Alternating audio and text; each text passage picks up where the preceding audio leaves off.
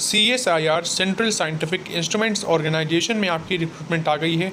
इस वीडियो में हम डिटेल में बात करेंगे किस पोस्ट पे आपकी रिक्रूटमेंट आई है, नंबर ऑफ़ वैकेंसीज आपकी कितनी है, एलिजिबिलिटी क्राइटेरिया क्या है, क्या इस जॉब में एक्सपीरियंस कंसीडर कर रहे हैं या नहीं, सिलेक्शन का प्रोसेस यहाँ पे कैसा क्या रहेगा, एग्ज़ाम पैटर्न कैसा क्या रहेगा, सिलेबस क्या रहेगा और आपको कितनी क्या सैलरी मिलेगी, इस जॉब में आप कैसे अप्लाई कर सकते हैं। कंप्लीट इन्फॉर्मेशन मैं आपको इस वीडियो में शेयर करूँगा।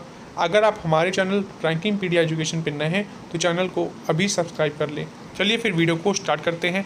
तो यहाँ पे ऑनलाइन एप्लीकेशन आपकी स्टार्ट हो गई है। 16 जुलाई से आपकी एप्लीकेशन ओपन अप हो गई है और इसकी लास्ट डेट है 15 अगस्त 2025।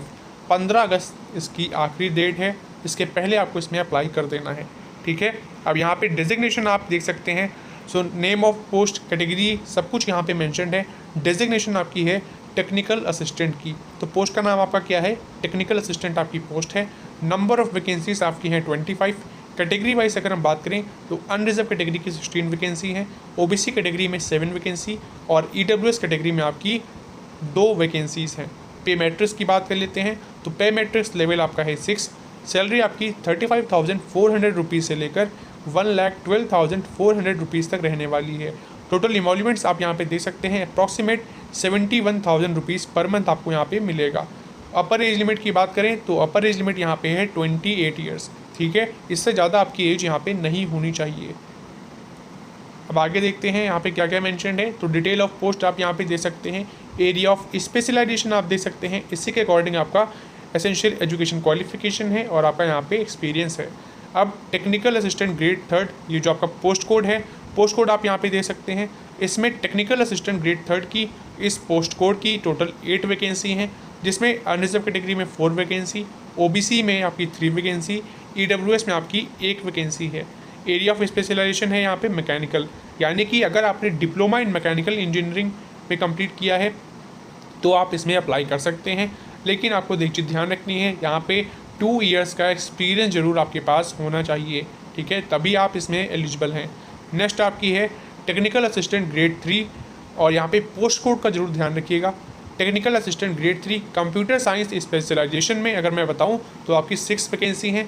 कैटेगरी वाइज आप यहाँ पे देख सकते हैं। इसके लिए एसेंशियल क्वालिफिकेशन क्या है, अगर आपने diploma in computer science and engineering या फिर डिप्लोमा इन इंफॉर्मेशन टेक्नोलॉजी में कंप्लीट किया है और आपके पास 2 साल का एक्सपीरियंस है तो आप इसमें अप्लाई कर सकते हैं, ठीक है। यही चीज़ यहाँ पे मेंशन्ड है। इसके अलावा वो भी बच्चे अप्लाई कर सकते हैं जिन्होंने बीएससी इन कंप्यूटर साइंस में कंप्लीट किया है और मिनिमम 60% मार्क्स से उसे पास किया है और उनके पास 1 साल का एक्सपीरियंस है, तो वो भी इसमें अप्लाई कर सकते हैं इस पोस्ट पे।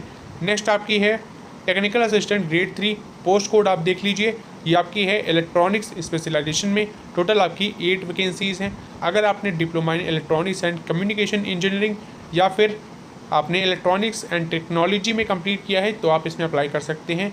यहाँ पे भी आपका एक्सपीरियंस 2 ईयर्स का कंसीडर कर रहे हैं, ठीक है।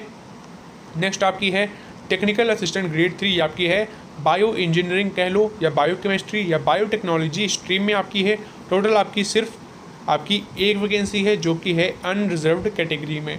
अगर आपने बीएससी इन बायो इंजीनियरिंग या बीएससी इन बायोकेमिस्ट्री या बीएससी इन बायोटेक्नोलॉजी में कंप्लीट किया है और आपके पास 1 साल का एक्सपीरियंस है, आपने इस फील्ड में वर्क किया है, तो आप इस पोस्ट पे अप्लाई कर सकते हैं। सेम आपका है केमिस्ट्री स्पेशलाइजेशन के लिए। अगर आपने बीएससी इन केमिस्ट्री में कंप्लीट किया है और आपके पास 1 साल का एक्सपीरियंस है तो आप इस पोस्ट पे अप्लाई कर सकते हैं। Technical assistant grade 3, post code आप देख सकते हैं, आखिरी में है आपका 05, सिर्फ आपकी 1 वैकेंसी है।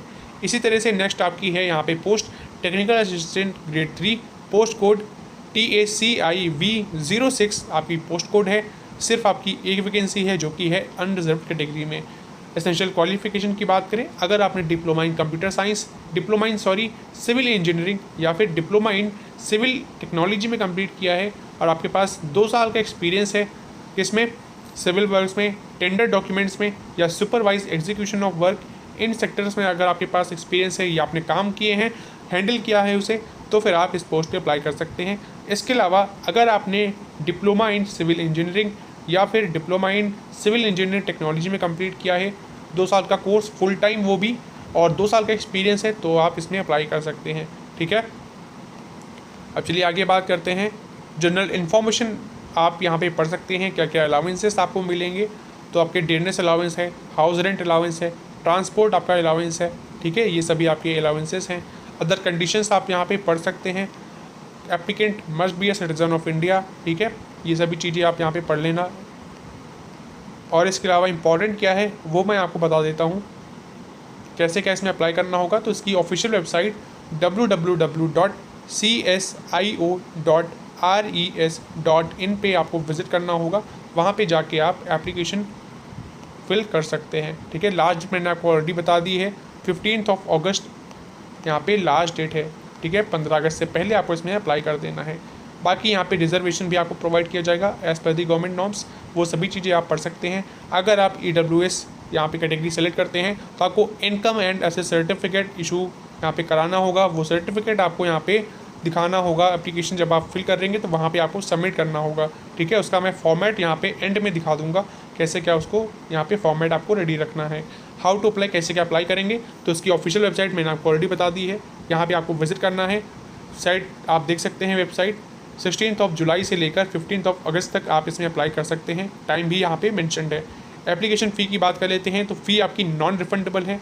590 रुपीज़ आपकी एप्लीकेशन फ़ी है। जनरल, OBC और EWS कैटेगरी कैंडिडेट्स की ये फ़ी है, ठीक है। बाकी जो SC ST PWBD women ex serviceman, इनको यहाँ पे कोई भी फ़ी नहीं पे करनी है।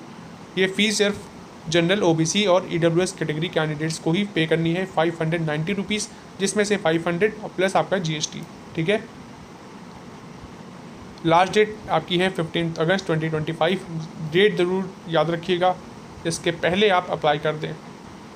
सिलेक्शन का प्रोसीजर की बात कर लेते हैं तो यहाँ पे आप सिलेक्शन प्रोसीजर देख सकते हैं। यहाँ पे ट्रेड टेस्ट आपका होगा, फिर आपका रिटन एग्जामिनेशन होगा, मेंटल एबिलिटी टेस्ट, ठीक है। रिटन एग्जामिनेशन में क्या क्या पूछा जाएगा, मेंटल एबिलिटी टेस्ट है, जनरल अवेयरनेस है, इंग्लिश लैंग्वेज है, और आपका जो सब्जेक्ट में जिसमें आपने डिग्री अपनी कंप्लीट किया है, डिप्लोमा अपना कंप्लीट किया है, सब्जेक्ट से नॉलेज आपके यहाँ पे पोर्शन रहेगा।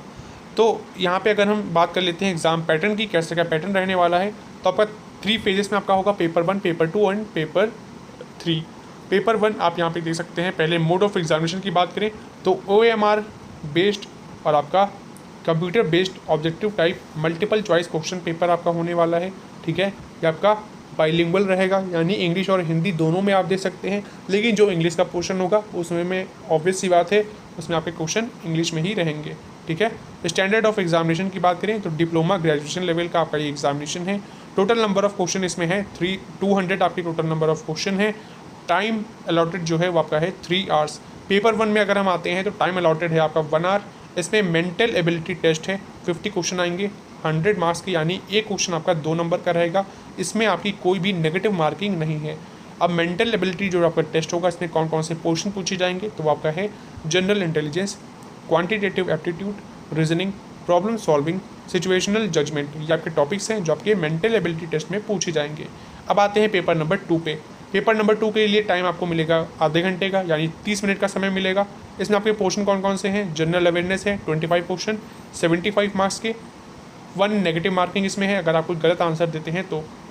नेक्स्ट आपका पोर्शन इसी में है इंग्लिश लैंग्वेज का, 25 क्वेश्चन आएंगे 75 मार्क्स के, यानी एक क्वेश्चन आपका 3 नंबर का होगा, और अगर आप कोई गलत आंसर देते हैं तो 1 नंबर आपका कट जाएगा, ठीक है। पेपर नंबर 3 पे आते हैं, ये आपका है कंसर्न सब्जेक्ट का, यानी कि अगर आप डिप्लोमा इन सिविल इंजीनियरिंग की पोस्ट पे अप्लाई कर रहे हैं तो ऑब्वियस सी बात है सिविल इंजीनियरिंग सब्जेक्ट से रिलेटेड आपके क्वेश्चन इसमें पूछे जाएंगे। अगर आप कंप्यूटर साइंस पोस्ट कोड में अप्लाई कर रहे हैं तो कंप्यूटर साइंस के क्वेश्चन पूछे जाएंगे, ठीक है। अगर आप बायोटेक्नोलॉजी फील्ड में अप्लाई कर रहे हैं, पोस्ट पे अप्लाई कर रहे हैं पोस्ट कोड में, तो आपके बायोटेक्नोलॉजी के क्वेश्चन पूछे जाएंगे, ठीक है। यही चीज़, इसका मतलब यही होता है कंसर्न सब्जेक्ट का।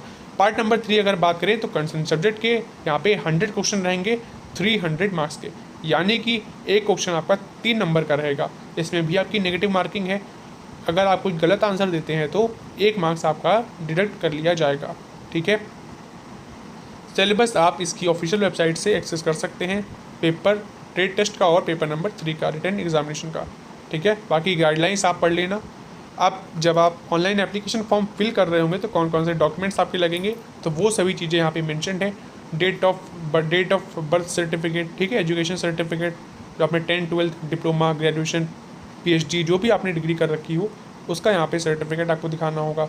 अगर आपके पास ऑलरेडी कोई एक्सपीरियंस है, ऑब्वियस सी बात है इसमें एक्सपीरियंस कंसीडर कर रहे हैं तो एक्सपीरियंस सर्टिफिकेट, ठीक है, कहाँ उसके सर्टिफिकेट्स और एनओसी भी आपके पास होनी चाहिए, ठीक है। कास्ट सर्टिफिकेट अगर आप SC/ST से बिलोंग करते हैं, अगर आप PWBD कैटेगरी से आते हैं तो उसका भी आपका डिसेबिलिटी सर्टिफिकेट होता है, वो आपको यहाँ पे चाहिए होगा। अब जैसे कि मैंने आपको बताया था, अगर आप EWS कैटेगरी से बिलोंग करते हैं तो इनकम एंड एसेट सर्टिफिकेट ये आपको शो करना होगा, ठीक है। ऐसे ही विडो डाइवोर्स वीमेन, इनके लिए भी यहाँ पे जो सर्टिफिकेट बनता है वो आपको यहाँ पे शो करना होगा। एप्लीकेशन फॉर्म जब फिल कर रहे होंगे तो वहाँ पे आपको ज़रूरत पड़ेगी। अब आगे बढ़ते हैं, फॉर्मेट्स आप यहाँ पे देख सकते हैं। मैं आपको फॉर्मेट दिखा देता हूँ, इंपॉर्टेंट है। फॉर्मेट आप यहाँ पे देखिए, ये है आपका no objection certificate, NOC format कुछ इस प्रकार से रहने वाला है। ये PDF मैं अपने टेलीग्राम ग्रुप पे शेयर कर दूंगा। गवर्नमेंट जॉब अपडेट हमारा टेलीग्राम ग्रुप है, उसको ज्वाइन कर सकते हैं। हमारे चैनल रैंकिंगपीडिया एजुकेशन के जब आप अबाउट सेक्शन में जाएंगे तो वहाँ पे आप ग्रुप देख सकते हैं। जॉब अलर्ट का ग्रुप एक है वहाँ पे टेलीग्राम पे, उससे आप ज्वाइन कर लें। वो PDF मैं यहाँ पे प्रोवाइड कर दूंगा, उसे पढ़ ले तब आप इसमें अप्लाई करें। बाकी फॉर्मेट आप देख सकते हैं, ये फॉर्मेट है डिपार्टमेंट किसके लिए है, ये आपका कौन कौन सा फॉर्मेट लगेगा, तो वो सभी चीज़ें आप यहाँ पे पढ़ सकते हैं। जैसे कि SC/ST का फॉर्मेट आप देख सकते हैं, ठीक है। कास्ट सर्टिफिकेट का फॉर्मेट यहाँ पे है, ठीक है। इसी तरह से बाकी इधर यहाँ पे फॉर्मेट है, जैसे कि OBC के लिए सर्टिफिकेट जो आपका बनेगा वो फॉर्मेट आपका दिया हुआ है, ठीक है। तो ये सभी फॉर्मेट्स की ज़रूरत पड़ेगी। बाकी वैकेंसी बहुत अच्छी है, इसमें ज़रूर अप्लाई करें और हमारे चैनल रैंकिंगपीडिया एजुकेशन को अभी सब्सक्राइब कर लें। मिलते हैं एक और नई रिक्रूटमेंट वीडियो में। धन्यवाद।